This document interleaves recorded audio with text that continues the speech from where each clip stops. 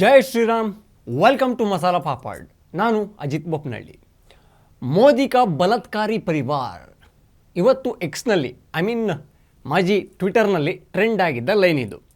Prajwal Revanna sex scandal ವಿಚಾರಕ್ಕೆ ಮೋದಿಯನ್ನು ಹೊಣೆ ಮಾಡ್ತಿದ್ದಾರೆ. ಮೋದಿಯೇ ಗೈಡ್ ಮಾಡಿದ್ರು ಅನ್ನೋ ಥರ. ಪ್ರಜ್ವಲ್ ರೇವಣ್ಣ ಮಾಡಿದ್ದು ಅಕ್ಷರಶಃ ಕ್ಷಮೆಗೆ ಅರ್ಹವಲ್ಲದ ಮಣ್ತಿನ ಕೆಲಸ. ಅದನ್ನು ತಾಯಿಯ ಎದೆ ಹಾಲು ಕುಡಿದ ಯಾವೊಬ್ಬ ಕೂಡ ಸಮರ್ಥನೆ ಮಾಡ್ಕೊಳ್ಳೋಕೆ ಸಾಧ್ಯನೇ ಇಲ್ಲ. ಕೇಸ್ ದಾಖಲಾಗಿದೆ.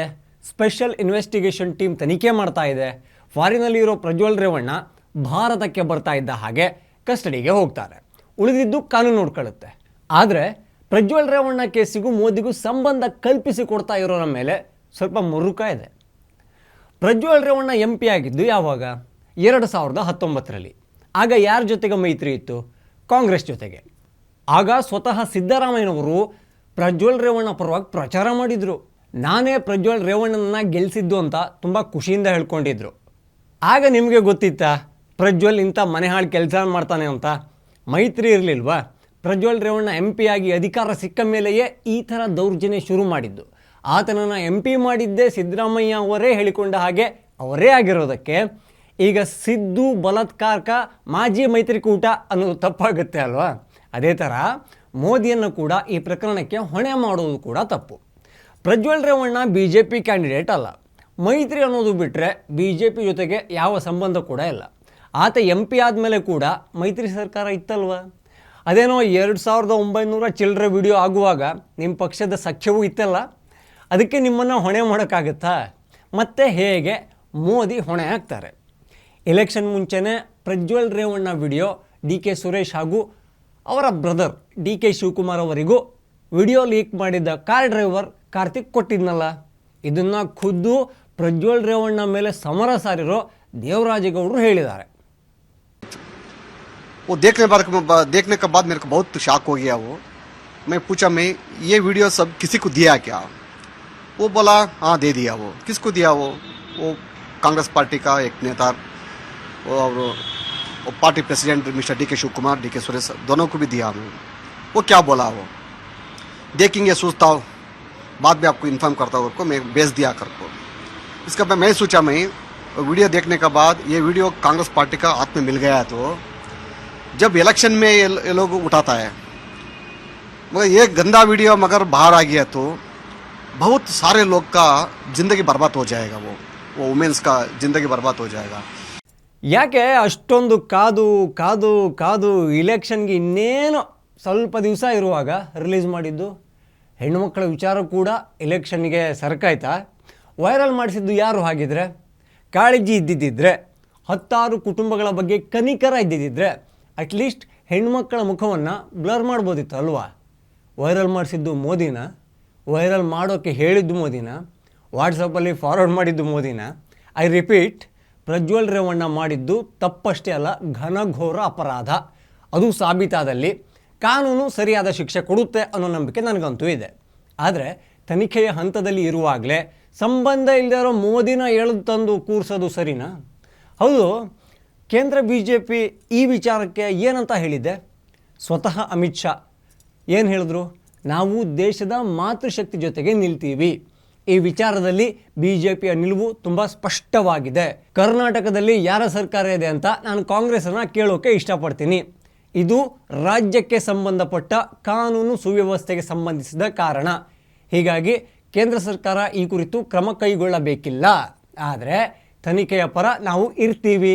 JDS ಜೊತೆ ನಮ್ಮ ಮೈತ್ರಿ ಇದ್ದರೂ ಕೂಡ ಜನತಾದಳ ಈ ಪ್ರಕರಣದಲ್ಲಿ ಕ್ರಮ ಕೈಗೊಳ್ಳುವ ಕುರಿತು ತಿಳಿಸಿದೆ ಅಂತ ಹೇಳಿದರು. ಕರೆಕ್ಟ್ ಅಲ್ವಾ? ವೋಟಿಂಗ್ ದಿನ ಕೂಡ ಪ್ರಜ್ವಲ್ ರೇವಣ್ಣ ಹಾಸನದಲ್ಲೇ ಇದ್ದ ತಾನೆ? ಹಾಸನ ಇರೋದು ಕರ್ನಾಟಕದಲ್ಲೇ ತಾನೆ?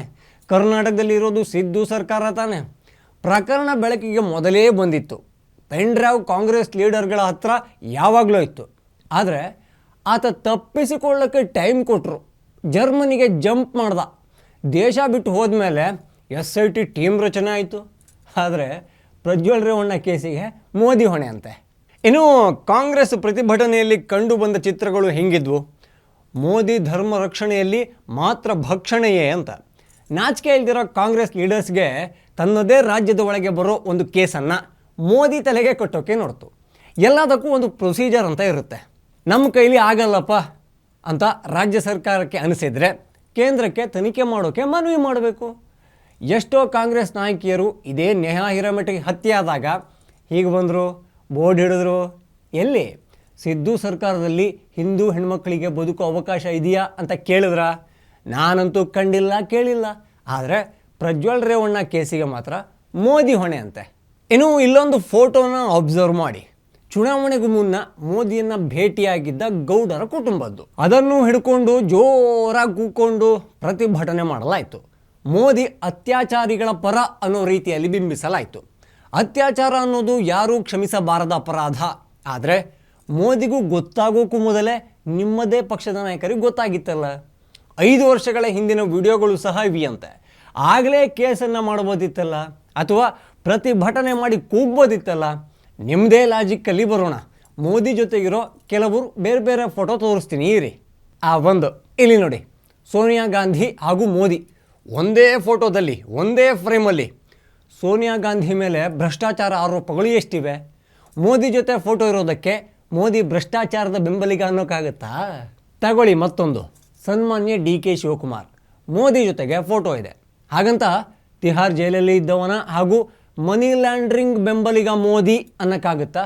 ತಪ್ಪಾಗಲ್ವಾ? ನಿಮ್ಮ ಅವಧಿಯನ್ನು ಒಮ್ಮೆ ನೆನಪು ಮಾಡ್ಕೊಳ್ಳಿ. ಮನಮೋಹನ್ ಸಿಂಗ್ ಪ್ರಧಾನಿಯಾಗಿದ್ದಾಗ ಯಾರ್ಯಾರೆಲ್ಲ PM ಆಫೀಸ್ ಒಳಗೆ ಮಾವನ ಮನೆಗೆ ಬಂದಂಗೆ ಬರ್ತಾಯಿದ್ರು ಹೋಗ್ತಾಯಿದ್ರು ಅಂತ? ಇಸ್ಲಾಮಿಕ್ ಟೆರರಿಸ್ಟ್ ಯಾಸಿನ್ ಮಲಿಕ್, ಅಬ್ಬಬ್ಬಾ ಪುಣ್ಯ, ಅವನು ಬಾಂಬು ಗನ್ನು ತಂದಿರಲಿಲ್ಲ, ಬಚಾವು. ಏನು ಗೊತ್ತಾ, ಒಬ್ಬ ತಪ್ಪು ಮಾಡಿದ್ದಾನೆ ಅಂದರೆ ಅದು ತಪ್ಪೇ. ಅತ್ಯಾಚಾರವಂತೂ ಈ ಮಣ್ಣು ಎಂದೂ ಕ್ಷಮಿಸದ ಅಫೆನ್ಸ್. ಹಾಗೆ ನೋಡೋದಾದರೆ ನಿಮ್ಮ ಪಕ್ಷದವರ ಬಗ್ಗೆಯೂ ಒಂದಿಷ್ಟು ಪ್ರಶ್ನೆನ ಜನ ಕೇಳ್ಬೋದಲ್ಲ. ಕೆಲಸ ಕೊಡಿಸ್ತೀನಿ ಬಾ ಅಂತ ಕರೆದು ದುರ್ಬಳಕೆ ಮಾಡಿಕೊಂಡ ಕೇಸ್ ಏನಾಯಿತು? ಅದೇ ಮೇಟಿಯವರದ್ದು. ಇಷ್ಟು ದೊಡ್ಡದು CD ರಿಲೀಸ್ ಆಗಿತ್ತಲ್ಲ. CID ಕ್ಲೀನ್ ಚಿಟ್ ಕೊಟ್ಟ ಮೇಲೆ ಕೂಡ ಸಂತ್ರಸ್ತ ಮಹಿಳೆ ಆರೋಪ ಮಾಡಿದ್ರಲ್ಲ.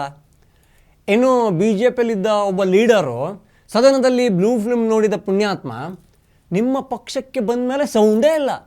ಗಂಗೆಯಲ್ಲಿ ಮುಳುಗೆದ್ದು ಬಂದಂಗೆ, ಅಗ್ನಿ ಪ್ರವೇಶವನ್ನು ಯಶಸ್ವಿಯಾಗಿ ಗೆದ್ದಂಗೆ.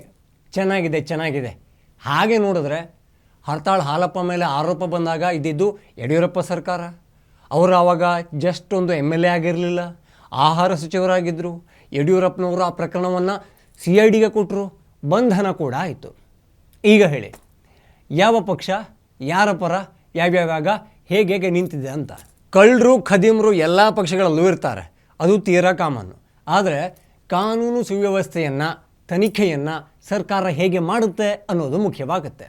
ಅಪರಾಧಿಗಳಿಗೆ ಹೇಗೆ ಭಯ ಹುಟ್ಟಿಸುತ್ತೆ ಅನ್ನೋದು ಮುಖ್ಯವಾಗುತ್ತೆ. ಮುಂದೆ ಅಪರಾಧ ಕಡಿಮೆ ಆಗುವಂತೆ ಹೇಗೆ ನೋಡಿಕೊಳ್ಳುತ್ತೆ ಅನ್ನೋದು ಮುಖ್ಯವಾಗುತ್ತೆ. ಆರೋಪಿ ಜೊತೆಗೆ ಅವ್ರ ಫೋಟೋ ಇದೆ, ಈ ಅಪರಾಧಕ್ಕೂ ಅವರಿಗೂ ಬೆಂಬಲ ಇದೆ ಅಂತ ತೌಡು ಕುಟ್ಟೋದು ಕಾಮಿಡಿಯಾಗಿ ಕೇಳುತ್ತೆ.